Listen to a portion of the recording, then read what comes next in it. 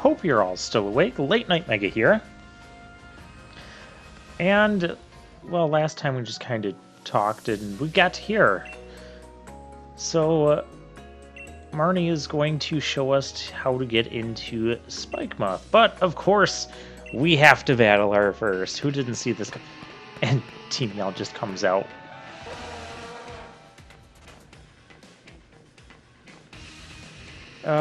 Team Yell.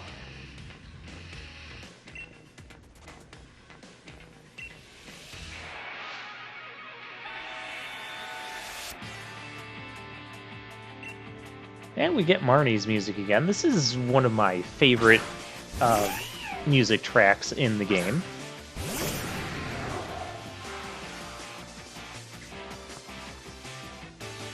Yeah, I've powered up a bit too. Oh, Gyarados is only level 29.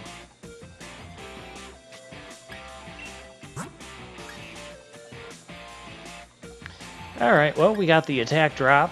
So yeah, the general idea here with Gyarados until I get him more leveled up is to just have Gyarados lead, get the attack drop off of his Intimidate, and then switch to something else. Torment. What this does is it makes it so I cannot use the same attack twice in a row. So, you know, we're gonna fix this. A Nasty Plot. What is that random shaking it does after Nasty Plot there? It just looks silly.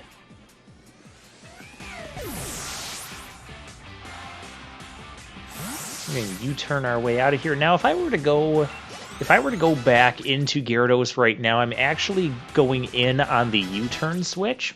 And so my opponent doesn't have a Pokemon, I'm not going to get the Intimidate attack drop off because they don't have anything out there to intimidate. It's not like we had both our Pokemon knocked out at the same time and we're both sending in new Pokemon. That's a different scenario. So especially when you're in competitive, do be mindful of that. So if your U-turn or your Volt Switch knocks out the opposing Pokemon, you might not want to send in Gyarados because you're not going to get the attack drop on anything.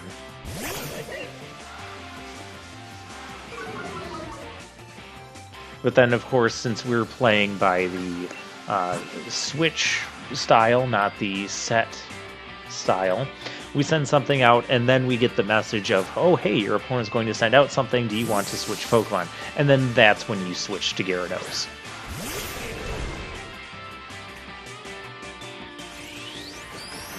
Swagger? He's got that swagger like Mick Jagger. That's the phrase I'm going with? Okay. We are actually going to try to attack through this because it will deal a ton of damage because it gave us an attack boost. You might think it's really weird that your opponent gives you attack boost to make you confused when Confuse Ray can just make you confused. But actually, if you hit yourself in confusion, your attack power is factored into how much damage you deal to yourself in confusion. So by increasing our attack power, if we were to hit ourselves in confusion, that would do a lot more damage. And since our defense, well, that's Scary Face. If our defense were to decrease, that would also factor how much damage we did to ourselves in confusion. But yeah, I'm getting out of there because I'm not going to play that game twice. And we'll just go for the double kick with our ace in the hole. Scrafty. I like saying more like Scrafty. Okay, gotta put that little edge on it. Toxicroak. Well, Marnie was supposed to be about dark types. This is a poison fighting. Whatever.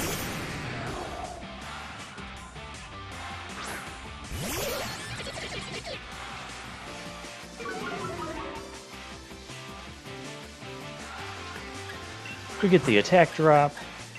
Now another thing is that Toxicroak could have dry skin, which lets it absorb water attacks, but it makes it weak to fire attacks. And it will also take damage every turn if there's like heavy sunlight as the weather condition. But if it's raining, dry skin heals you every turn like what a leftovers would. But we're going to set the sand and do neither of those things. Let's do sandy stuff with our silver snake.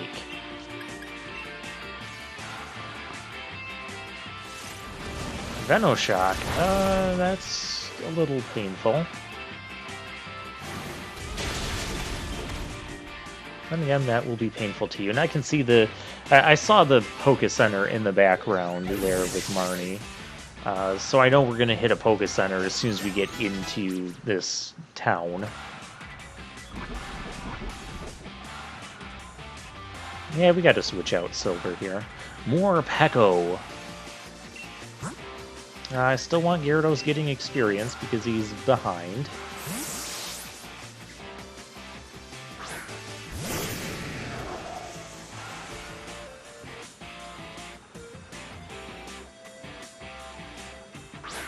So Marnie also considers us her rival.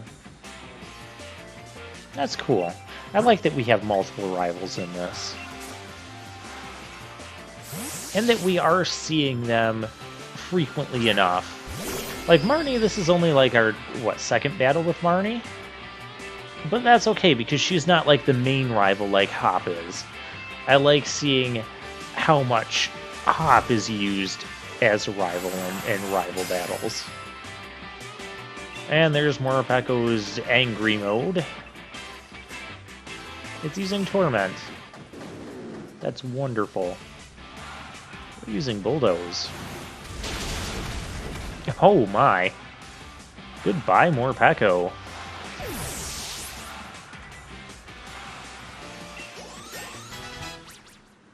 Oh, what, Gyarados didn't want to gain a level from that one?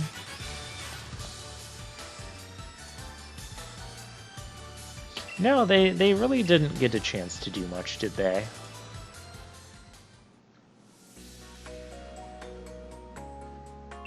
Morpeko was interested in my strength? Everyone in Spikemuth supports her.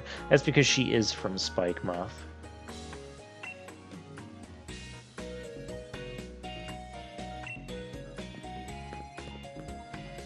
Okay. So we're oh yeah, there's the Bergmite again. So we're following her into a path we could clearly see since we came around this way.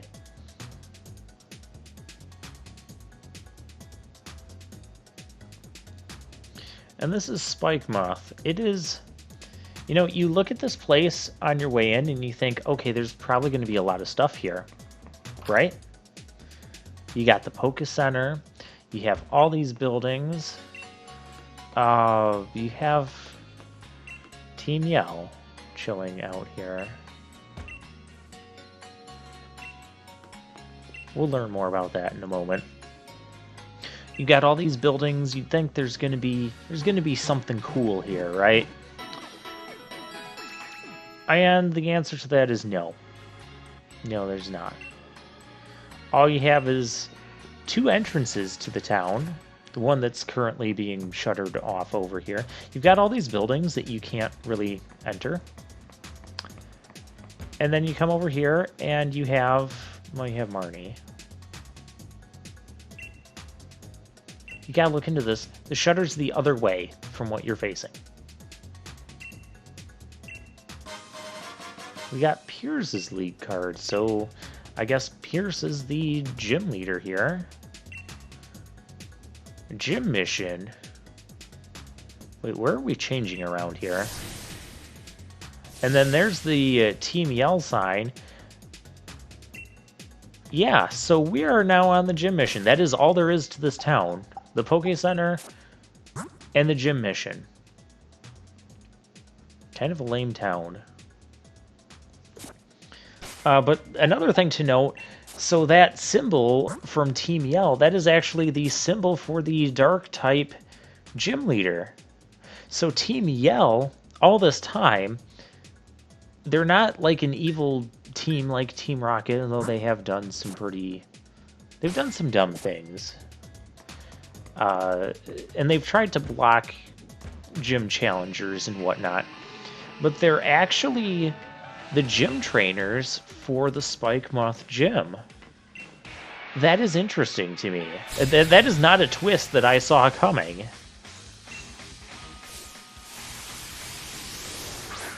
So yeah, now we have to take on Team Yell. That's a neat twist. I like that twist. Maybe it's just because I didn't see it coming. But hey, I can like it for whatever reason I want. You know, this thing's a normal and dark type. I really should just go into Cinderace. I'm trying to get other things experience than Cinderace. Because Cinderace is already, like, above the level it needs to be for this gym. I think.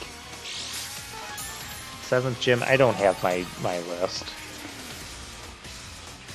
We're fine on levels, besides Gyarados. We'll just put it that way. That didn't do much. So we'll go for revenge. Goodbye.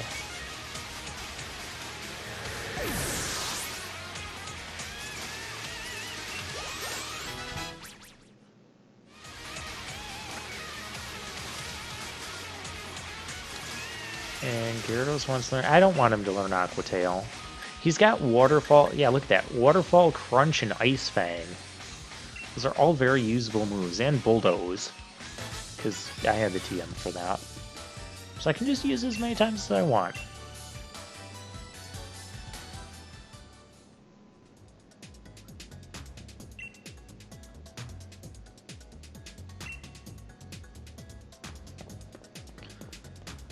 So yeah, and this whole gym mission is just to find the gym, which is just straight ahead. Because you can't go into any of these buildings. What? I'm talking to you. You're not gonna... And there's a Mr. Mime. And the Mr. Mime actually made some sort of invisible wall. This would be an interesting puzzle to find out. But as soon as you step back, like I'm like, how do I solve this puzzle? All you do is step back, and then you trigger these guys to fight you. And you fight them. And then the Mr. Mime will go away. It's not much of a puzzle. It's just, here's more trainer battles. I'm okay with that. There's a Weavile.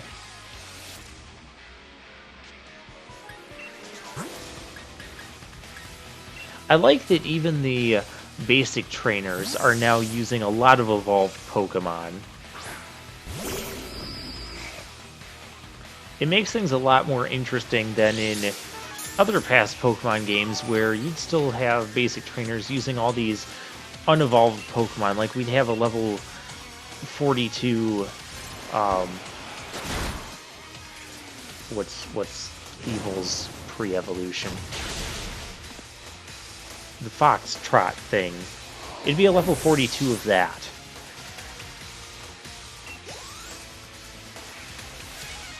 Granted, Linoon could still evolve again, but regardless, the fact that it's not just a Zigzagoon is like huge progress.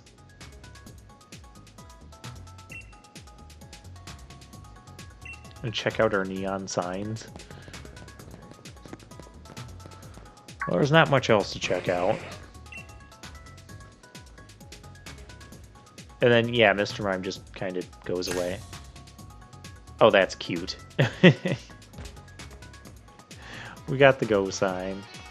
Hi, Team Yell. I'm yelling for no reason. That's pretty normal for you. That doesn't seem like the safest thing you could be doing. It hurts my...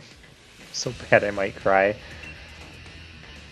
I don't think a battle is going to shake off physical pain from jumping out of a window and landing in a pile of garbage. That's not how things work. But it's Team Yell, they don't care. A level 42 Scrafty. We're gonna have to fix that. We're not gonna fix it with steel types, though. And the other reason I don't want to go into silver here is that, you know, I don't want him to take a bunch of damage because it looks like we have a second battle here in a row against these Team Yell guys. So if I wanted to go out and heal up, I would need to,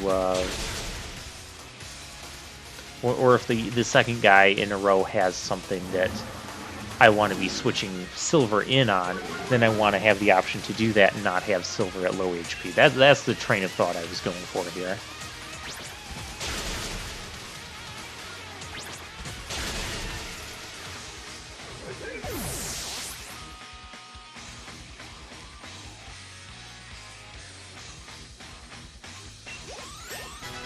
Another level for Gyarados, very nice.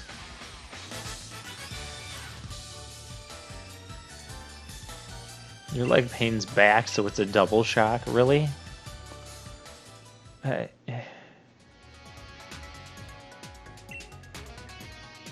Sure, we'll praise you for pushing through the pain that you self-inflicted. For no real reason. It's not like you gain a tactical advantage in a Pokemon battle by jumping out a window and hurting yourself. Invisible wall, so yeah, once again, just start running back, and then you get... Well, that was impressive. I can't do that. It's not going to help in... Boy, be surprised, you. Yes, I was surprised by that, but it's not going to help you in a Pokemon battle.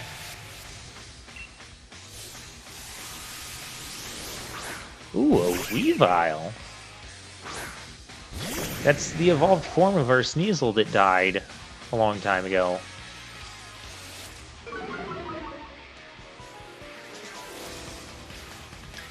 Now we can drop its attack.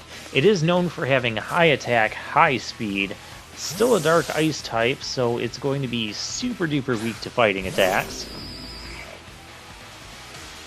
Ice Shard, its stabs are going to hit us for neutral on this Stunfisk, so I'm okay with that. And Revenge is just going to obliterate the poor thing. Because it has high speed, it has high attack power. It doesn't have much else. Yeah, it's got really weak defenses. It's one of those glass cannon type Pokemon, which I am generally a fan of glass cannon type Pokemon. You know, hit them fast and hit them really hard. As long as you do that, you know, you don't have to worry about getting hit back. That's the general idea. It doesn't always turn out that way, especially in competitive, but I'm a Weavile fan. And like I said, Dark Ice type makes a great offensive type combination. Dark and Ice both covering different types. Oh wait, we actually get to go into a building. Past gameplay, you gotta go into the building. Can't ride the bicycle. But I want to do a dangerous stunt like them and just ride my bicycle over top. Oh, I know why I'm going back here. So I'm going back to fill up my health. Because I saw that spot there and I'm like, okay, we're going into a building. Maybe that's the gym. That's the gym. It's the gym. We're going to heal up before getting into the gym battle. So weird that we have to... Where are we changing at? I don't think I want to know that. Probably just behind those cardboard boxes. There's our changing room. You refuse to change into your uniform, then you just lose the gym challenge. You'll never get the gym badge. That's their other plan. That's about par for the course for their plans.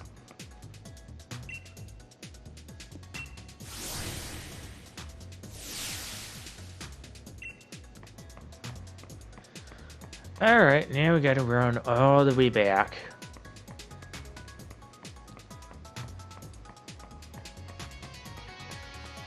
Okay, so as I was saying, we come over here, we can actually go into this building, only building we've been able to go into besides the Poke Center. So naturally I'm like, this has to be the gym battle. No. No, it's not. A pincer attack. Oh, there's the other guy to make the pincer attack. He didn't have time to get my disguise ready. Disguise, it's a Pokemon battle. It's a gym gym battle. Gym trainer battles. I like how the one who's not dressed up enough completely like Team Yell. He's not even like dancing around like the other guy is. Look at that. He doesn't have the face mask or face paint on. He doesn't have the jacket on. And they called him a gym trainer instead of Team Yell Grunt. We have a doubles battle here. This is interesting. It's a surprise pincer doubles battle. So the Intimidate on Gyarados, it works on both of your opponent's Pokemon in a double battle. So again, Intimidate really good for doubles. And try and knock out the thing we have a super effective attack for. Now another thing you do have to be careful of, the move Bulldoze will hit all Pokemon on the field, except the user. So if I use Bulldoze with Stunfisk, it will hit my Cinderace. I don't really want that. Venomous Shot, yeah, that's not going to do anything. But what I could do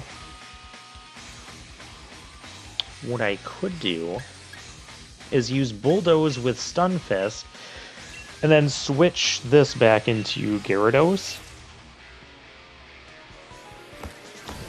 But I don't feel that's necessary. That's too much finagling. But that is one tactic you can use for like double battles, is like, oh, well, your opponent's not going to go for a ground type move because they have a ground type weakness there, so they're not going to use their Earthquake, which would also hit your partner Pokemon. But you go for the Earthquake, and then you use your turn with your other Pokemon to switch in something like a Gyarados that's immune to Earthquake. Wow, that's a lot of money. Okay, so Gym Leader is now up next, but I need to refill Pyro Balls because there's only 5 of them. Plus, we do not have time for Gym Leader battle. So, I'm going to come up here. There's Marnie. Hi, Marnie. Let's see what you're doing. Shut your gob.